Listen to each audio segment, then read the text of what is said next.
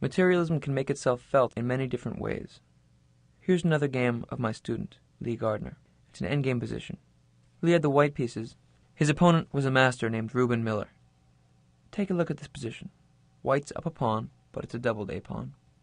It's white to move. Before I say anything else, I want you to think about it. What would you do?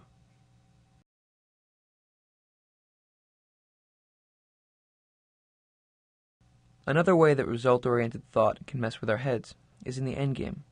I've seen a lot of players reach endgame positions and approach them as if it's the inevitable conclusion to a long struggle.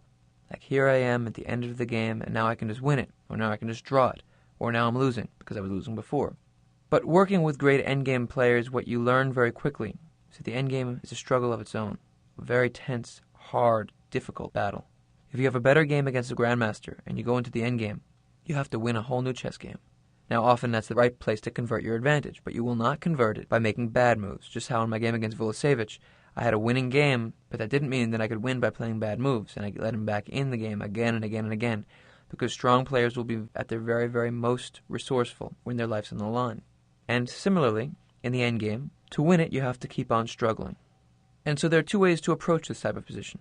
One way is to think with white, okay, I'm up a pawn, now I have to win, which Lee told me afterwards is how he approached his position. He was looking for how to win. He couldn't find it, so he just made a move. But the other way to approach the position is to play chess. Here it's not the extra A pawn that gives white the advantage. It's his passed C pawn and potential activity.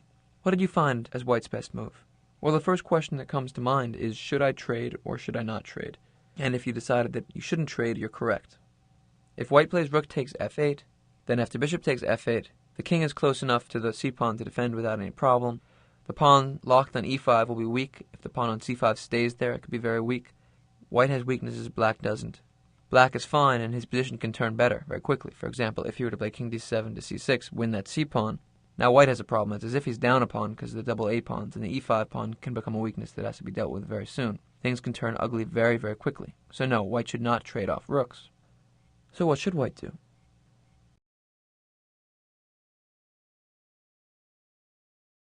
Many of you, I'm sure, know the idea of rooks belong behind passed pawns, so the move rook c1 might become attractive to you. The problem with it here is that black can easily blockade that passed pawn. So, for example, after rook f4, if c6, king d8, the next couple moves, black will take on g4 with check. He can always play rook c4 to cut off the white rook's defense of the c pawn, and he can always blockade on c8 or c7.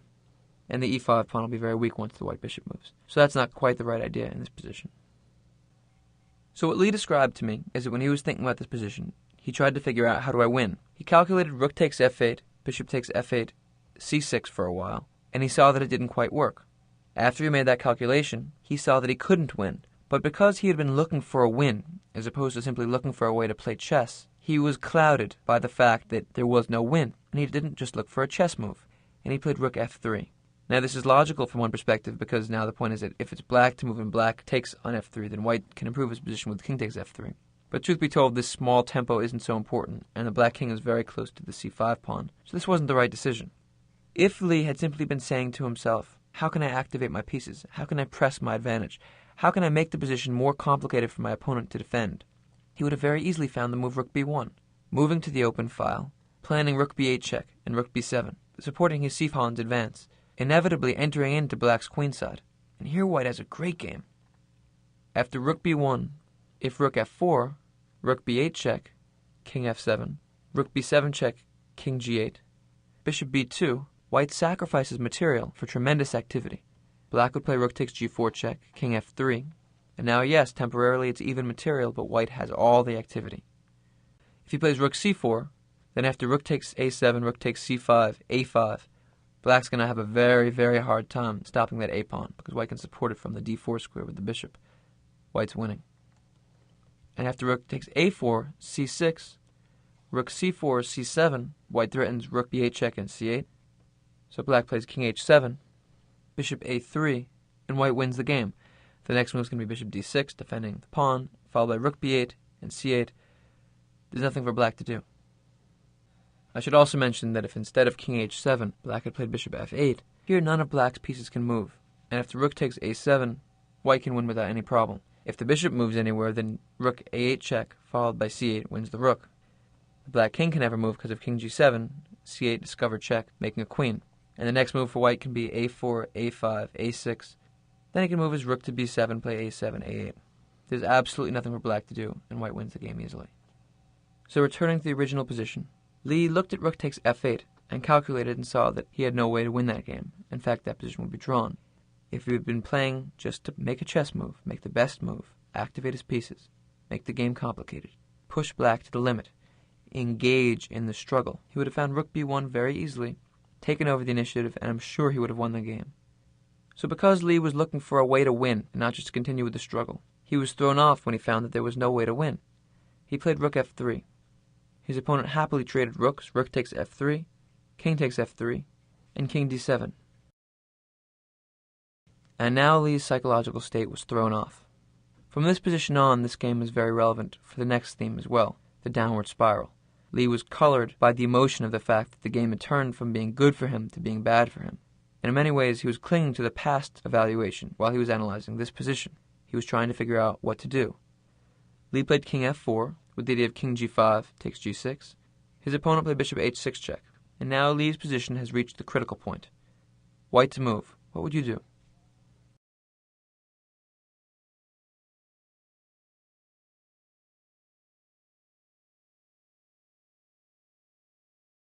If you have a critical eye in this position, you see that white's pawn is locked on e5. His extra pawn is on a4. The c5 pawn is about to be lost. If the trades were to get made, say the king side were to get locked up like this, say, and black were to be able to take on c5 with his bishop, this position is winning for black because he can gradually attack the queenside pawns, improve in the center, push the d-pawn, play king d5, take on e5. White can't defend because he has no counterattack. So white can't allow that to happen. So given that reality and knowing that it's very important to have passed pawns in the endgame, what would you do with white?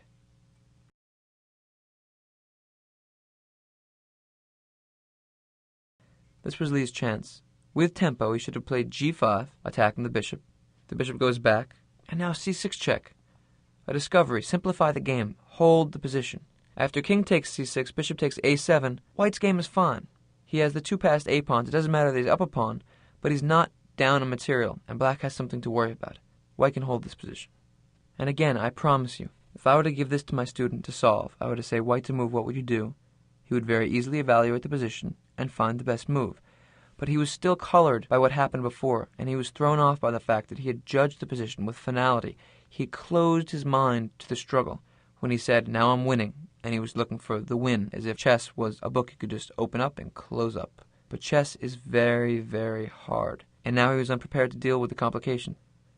g5 would have been the correct decision if he had had a sense of danger, but he played king f3. Now black played king c6, king e2, bishop f8. There's no way to defend that pawn. King d3, bishop takes c5, bishop c3. And here black improved his game with a6, and after a long struggle, black went on to win the game. And this position is very difficult for white to defend because he's, for all practical purposes, down a pawn because these two pawns don't do anything. The e5 pawn is weak. The central d5 pawn is very difficult to handle. Black has a big advantage. So you see what happened. In the critical moment of the game, the first moment I showed you, white could have continued the struggle, and then odds are he would have won the game. But his mindset wasn't about playing chess, struggling, competing. It was about winning. It was about ending the game right there. And so he looked for much more than there was, and he closed himself to the battle.